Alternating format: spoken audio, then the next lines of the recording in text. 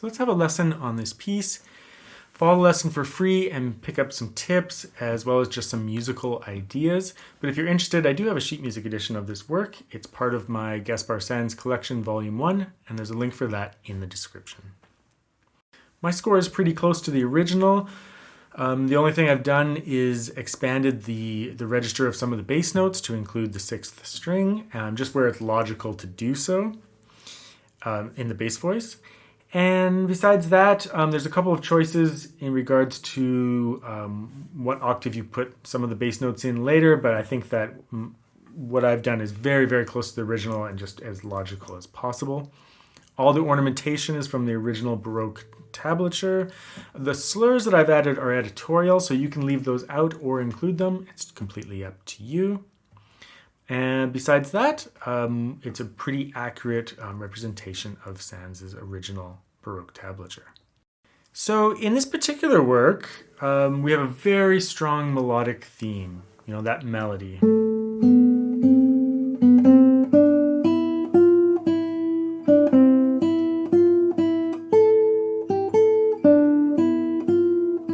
So you want to practice that melody on its own a lot until you have the shaping correct and you just know it really, really well. In this piece, Sanz goes through a number of variations on that. So if you compare that opening, for example,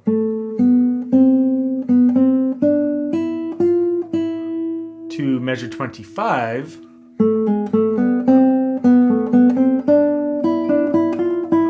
it's the same music, he's just added some passing tones. So he's making a little division or a variation on that theme. So when you go through the piece, you prepare that theme and then you're going to listen for it in the variations as you go. So practicing that on its own is really important. And then when you add the other notes in, you just want to keep the quality level of that melodic material very high. In my score, all the ornamentation is from Sanz, his original Baroque guitar tablature. So all the ornaments are there. I've added 1 or 2 extra ones, and I'll explain that as I go. But that's pretty much the idea there. So we have some trills, and we have some mordents, and we have some vibrato, which we'll talk about as well. For the trills, the majority of the trills I would start on the upper auxiliary, but on occasion, especially mid-phrase, when there's no reason to do it one way or the other, I start on the written note. And there is evidence that the musicians of the era did trills in both ways, especially at mid-phrase. But I think at cadential points, starting from the upper auxiliary is really important, so the note above the written note. And whenever the opportunity presents itself that the previous note functions as a suspension, as a non-chord tone. So for example, into measure 3 there,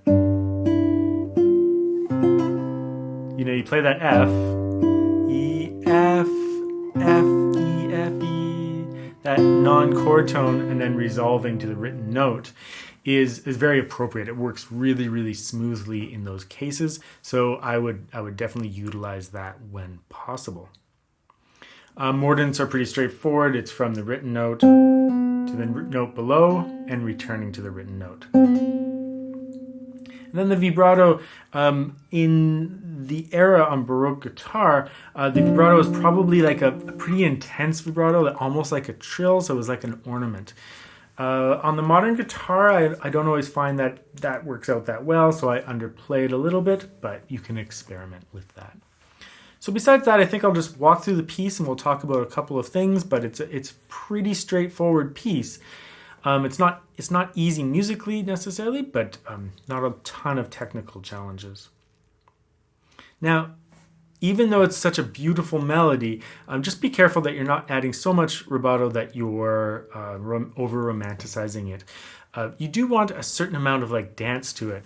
And I think just 1 beat per bar is the feel. So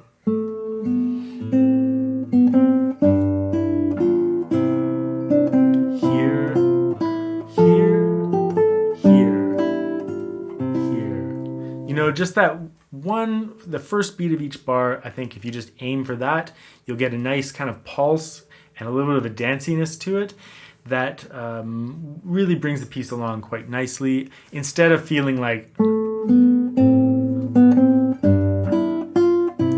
so much on every beat. So just really focusing on the first beat of each measure and feeling that more as the pulse. So let's go through it. So there I just use, I start from the written note. It's right off the bat, there's no tension needed here. So I'm just going C, D, C. I won't explain every trill, but there's really just the two types. It's mid-phrase, it doesn't need to increase the tension much. That one, the previous note can function over the bar as a suspension. So F, E, F, E. Let me just start again. Written.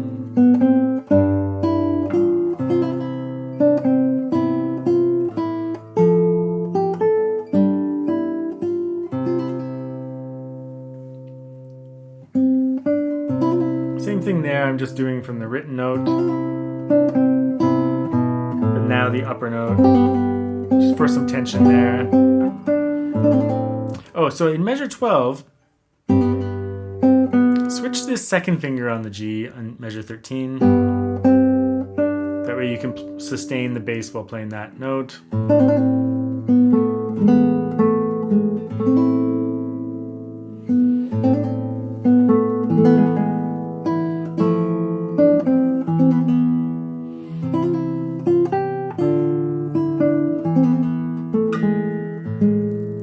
I had a little grace note there just to elongate the cadence or the end of the section. So most of those trills were starting from the upper auxiliary.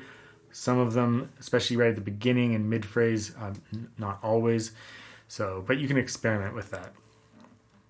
And then, so at measure 25, we're into the first variation of the theme. And the mordent there. So the mordent C, B, C, right?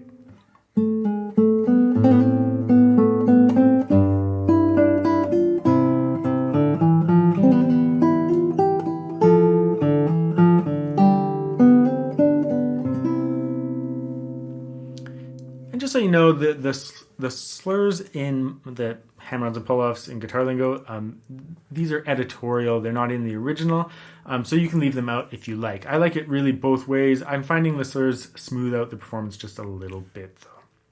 So measure 33.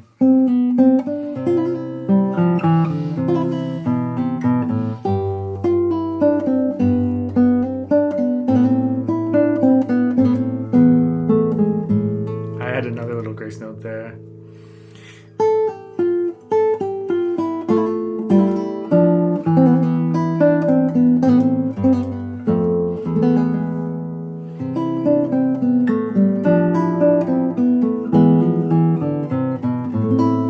little bit more voice exchange between the upper voice and the lower voice, so just make sure you're really just following the eighth notes through there.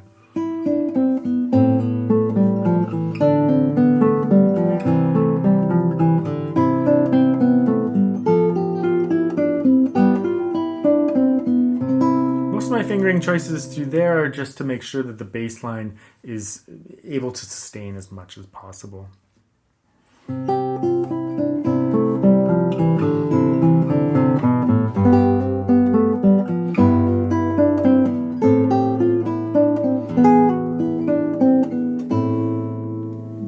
There's some choices in the bass voice here in terms of octave. I've decided to raise that bass voice up. And it just made sense there in terms of the musical line and how we're going to connect it. So a little bit more of short fragments there, but I would just keep the pulse pretty much going. You can present each motif kind of clearly, but keep it moving through that section.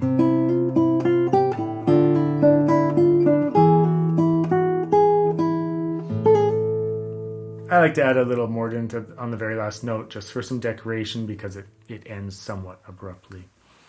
Adding a little bit of writ helps there as well, just relaxing. So you don't need the mordent, but I do add it in.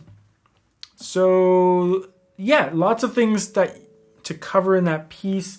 It's not technically that challenging, but having that little bit of a dance feel, but also the really smooth flowing lines, does create a little bit of a musical challenge. So it's a great workout, and it's such a famous theme. So I hope you enjoy it, and I'm sure your listeners will too.